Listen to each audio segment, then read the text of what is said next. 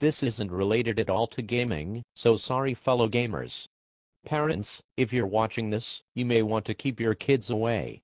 Fair warning, rather, this is as the title implies, which is my understanding of the Black Pawn movement at a number of points, such as their methods, and why they do so. Once again, I leave paragraphs. If you can understand my puppet's speech, the Black Pawn movement is a group of people who are against the censorship of criticisms on the book and movie series known as Twilight.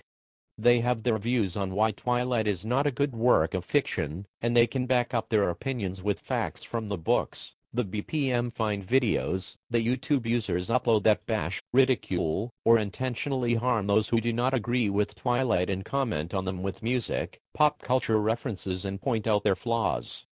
They do this for the lulz, fun, and amusement, but I think they also do this to teach a lesson to this particular group of people, the Twilight fans that will resort to violence and bullying because someone doesn't like the series. However, the people bashing the Twilight haters can also be confused and direct their hatred against media or other users that could possibly have an anti-Twilight message. In fact, such abuse can be directed to Twilight fans who may make videos such as X many ways to annoy Twilight fans, parodies exploiting character flaws or sexuality of considered anti-Twilighters. Oftentimes they will do so with little regard for the language they will use. As I can read American English, this is primary language that I can understand. The other is text talk and/or lit/1337 speak, grammar, or backing up their opinions with substantial evidence other than allowing their opinions to bleed through, such as glorifying pedophilia because a main character in the series imprints on a baby as an act of love at first sight.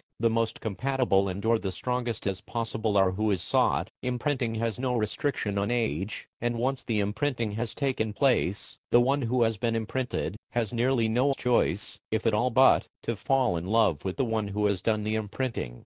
There are exceptions within this type of imprinting, I must add, as not all the time it is lovers that are pair-bonded. On occasion, friends and family are imprinted. I am, of course, speaking still within Twilight's context. There are many Twilight fans who are not this malicious, and in fact, do not condone this behavior within the fan base. If anything, this overshadows the fans that are actually nice people.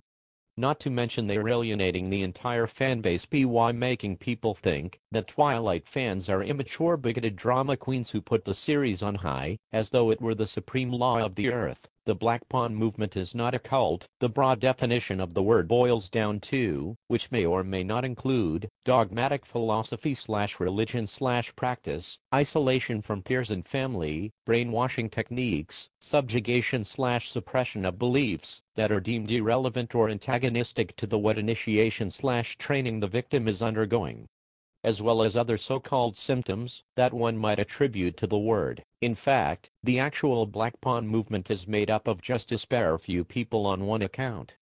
There are plenty of people who watch the riffs that the BPM uploads on YouTube. Keep in mind that these people, for whatever action they take, should be considered on a person-by-person case, and that some of the opinions of one BPM fan will not reflect those of another. My outlook on the BPM is, I think, probably biased.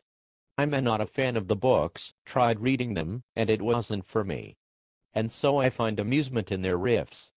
The BPM, on occasion, feature fans that are not obsessive to the point of inflicting pain on anyone by some means. Sadly, in these videos, there are very few that are an example to those that don't attack just because of simple differences.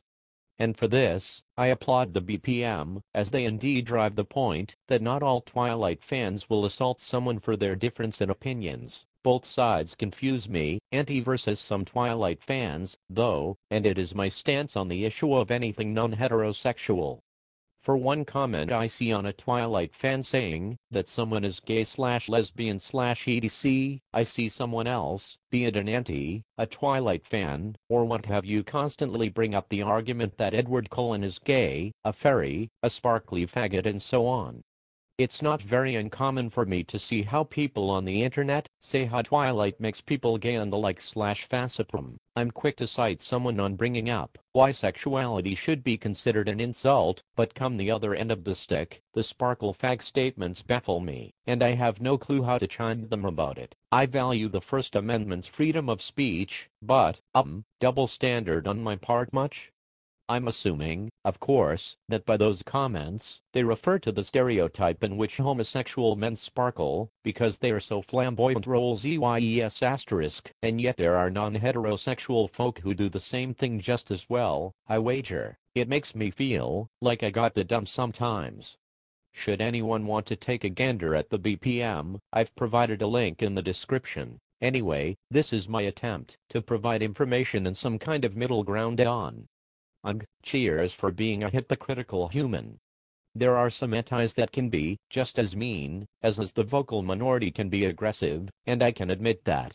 I feel sorry for the sane Twilight fans that just want to bury their heads in the dirt because someone is acting like an idiot. Dinker out.